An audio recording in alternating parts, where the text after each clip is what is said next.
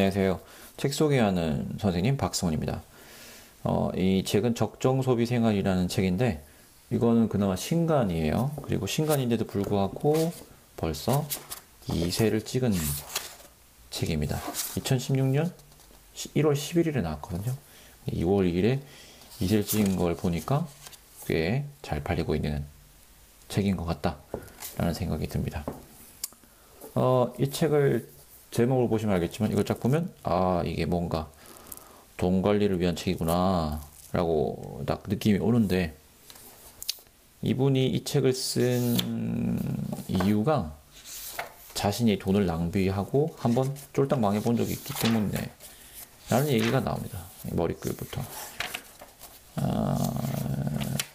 그래서 제가 좋아하는 책들 중에는 자기 얘기를 쓰는 책을 되게 좋아하거든요. 근데 자기 얘기를 하는데도 불구하고 모든 사람에게 영향을 끼치는 그런 이야기를 좋아하는데, 이분 책은 딱 그래요. 그래서 자기 얘기를 하고, 그리고 이분이 도와주셨던 그분들의 고민들이 나오는데, 그 고민들이 제가 하고 있는 고민들과 별로 다르지 않습니다. 그래서 일단 목차를 보면 왜 나는 돈이 부족한가, 그리고 불안이 사라진 어떻게 돈을 관리할 것인가, 그리고 내 미래를 위해서 돈을 어떻게 준비할 것인가 라는 건데, 그냥 일단 이 책에서 제가 얻은 좋은 아이디어는 돈을 쓰는데 돈을 쓰지 말라고 하지 않습니다. 여기서는 수지를 맞춘다라고 나오는데, 수입이 있으면 그 수입한 만큼 지출을 하라고 나와요. 근데 이분의 지출에는 미래를 위한 저축도 포함됩니다. 그래서 그걸 맞춰 나가는 얘기를 하는데, 제가 생각해 가장 좋은 아이디어는 뭐냐, 돈을 쓸 때 돈을 잘 쓰는 방법에 대해 생각하는 거죠. 이거는 아이들한테 돈에 대해서 가르칠 수 있는 그 팁이 될 수도 있을 것 같은데, 어떻게 비유를 하냐면, 우리 가게를 한 국가의 그 예산과 비슷하다고 생각하는 거죠. 1년의 예산을 잡아서 세입과 세출, 그 수입과 지출을 생각해서 지출 계획을 미리 예상해 놓는 겁니다. 그리고 그 지출만큼을 지출하는 거죠.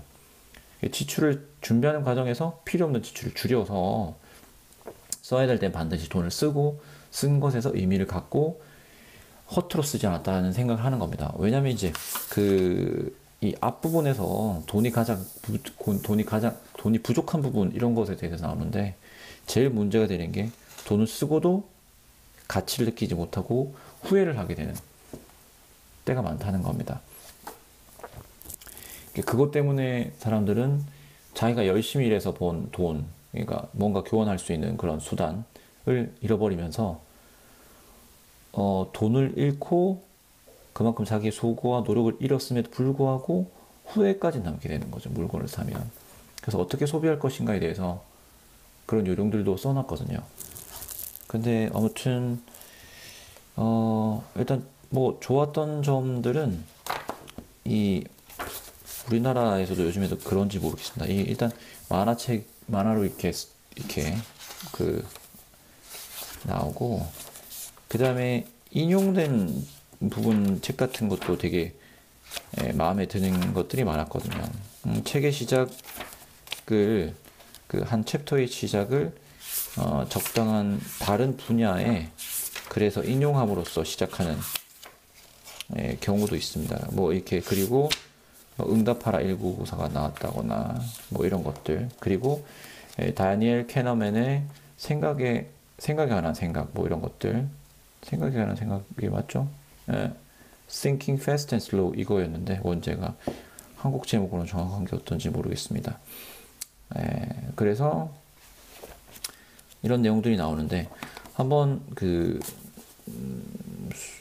내가 어떻게 돈을 쓸 것인가에 관심이 있으시면 한번 읽어보면 되게 좋을 것 같아요. 빌려 읽으시더라도 좋을 것 같고, 그리고 나중에는 이분은 가계부를 쓸 게 아니라 이분이 만들었다는 앰뷸런스라는 게 있는데, 일종의 예산안을 만드는 거라고 생각하시면 돼요. 그리고 예산안을 어떻게 잘 집행했는지 이걸 확인하는 거라고 여기서 말씀을 하시거든요. 그래서 이 부분도 한번 같이 참고하셔서 보면 될 것 같아요. 누군가가 엑셀로 만들어 놓지 않았을까 싶긴 한데 검색해 보진 못해서요. 그래서 한번 책을 읽어 보시면 뭐 좋겠습니다. 어쨌든 제가 생각하기에는 좋았던 점은 여러 가지 책을 언급한다는 겁니다. 예. 뒤에 물론 그 언급된 책의 목록 같은 건 없거든요, 사실. 그런 게 있으면 사실 좋을 것 같긴 한데, 이렇게 달러라는 개별력 이야기라든지, 뭐, 그런 이야기가 있는데, 그런 이야기들이 있음으로 해서 또 좋아지는 것 같아요. 그리고 실제 사례가 또 나오는 거예요. 제가 읽고는 페이스북에 공유했던 사례가 하나 있는데 이겁니다. 어떤 아이가 돈을 준 거예요.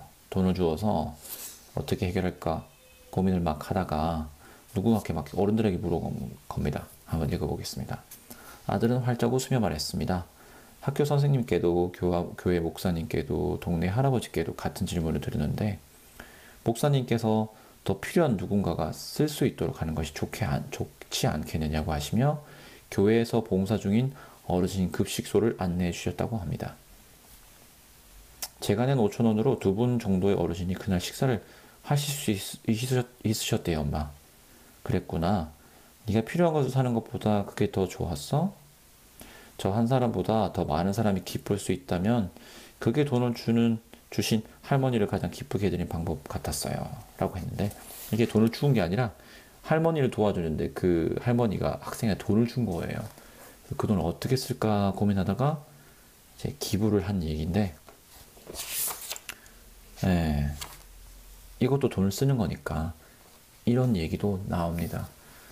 예, 이런 얘기들이 나와서 더 이제 공감하면서 읽을 수가 있거든요. 특히나 학생들이 읽으면 더 좋을 것 같기도 해요. 물론 학생들은 큰 수익이 없지만 학생들도 어쨌든 돈을 쓰니까 돈을 쓰면서 어떻게 쓰면 좋을지를 미리 알고 있으면 돈을 버는 데 대한 그 자세가 좀 달라지지 않을까, 예, 라는 생각이 듭니다.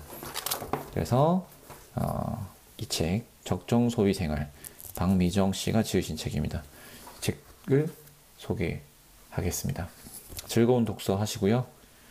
좋은 책 있으면 서로 옆 사람과 다른 사람에게 나누어서 더 많은 더 좋은 책 읽을 수 있도록 서로 도와주면 좋겠습니다. 네, 그러면 오늘은 이만 마치겠습니다.